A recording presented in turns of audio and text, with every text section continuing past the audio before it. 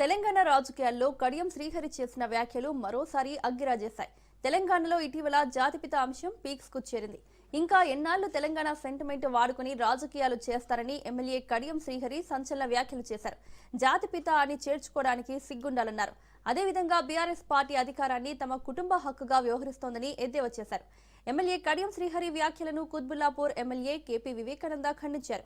కడియం శ్రీహరి తన హోదాకు మించి మాట్లాడుతున్నారని, కేసీఆర్ ఆత్మ గౌరవాన్ని తాకట్టు పెట్టి పదవుల కోసం పాకులాడలేదని వివేకానంద అన్నారు. తెలంగాణ కోసం కేసీఆర్ 13 ఏళ్లు నిరంతరం పోరాడారని కడియం శ్రీహరి గతంలోనే అన్నారని, మరి ఈ రోజు ఏ మొహం పెట్టుకుని ఈ వ్యాఖ్యలు చేస్తున్నారని ఆయన ప్రశ్నించారు. కడియం శ్రీహరి నోరు అదుపులో పెట్టుకుని మాట్లాడాలని హెచ్చరించారు. కుటుంబం చేసిన అవినీతి అక్రమాలతో విసిగి వేసారిపోయిన ప్రజలు బీఆర్ఎస్ ఓటేయడానికి ఇష్టపడలేదు అని స్పష్టంగా కనిపిస్తుంది. ఆయన కేసీఆర్ జాతిపిత అంటాడు. ఎవరికి జాతిపిత?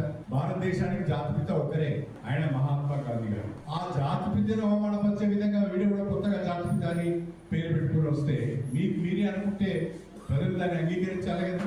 జాతిపిత ఆడబడుతున్నాడు, మరి జాతిపిత ఎక్కడ ఉంటాడు? జాతిపిత ప్రజల్లోకి ఎందుకు రావడం లేదు?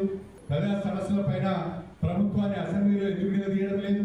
చెప్పుకోవడానికి సిగ్గుండాలి కాస్తంత. మొత్తం తెలంగాణకు దివాలా తీయించి లక్షల కోట్ల అప్పులు చేసి కూలిపోయే కాళేశ్వరం కట్టి బ్రహ్మాండంగా ఆస్తులను కూడబెట్టుకొని అధికారాన్ని ఆ కుటుంబానికి పరిమితం చేసుకుని కుటుంబంలో ఉన్న ప్రతి ఒక్కరి వాళ్ళ కేసులలో ఇరుక్కుంటే మీరు చేసిన అవినీతి అక్రమాల పైన ప్రభుత్వ పరంగా చట్టపరంగా చర్యలు తీసుకుంటుంటే తెలంగాణను అవమానిస్తున్నారు, తెలంగాణ ఉద్యమకారులను అవమానిస్తున్నారు, తెలంగాణకు పోరాటం చేసిన కేసీఆర్ అవమానిస్తున్నారు అని మాట్లాడుతున్నారు. తెలంగాణ న్యాయ సూత్ర, తెలంగాణ న్యాయ జాగిగా అందరిది కాదా?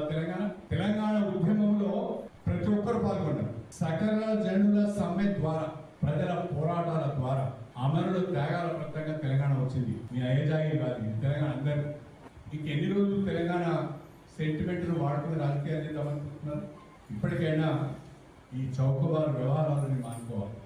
మీ అహంకారం, మీ అహంభావం, అధికారం కోల్పోయిన తర్వాత కూడా మీ ప్రవర్తనలో, మీ మాటలో మార్పు రావడం లేదు. కాబట్టి ప్రజలు మీకు ఓటు వేయడం లేదు, ప్రజలు మీకు అవకాశం కల్పించడం లేదు.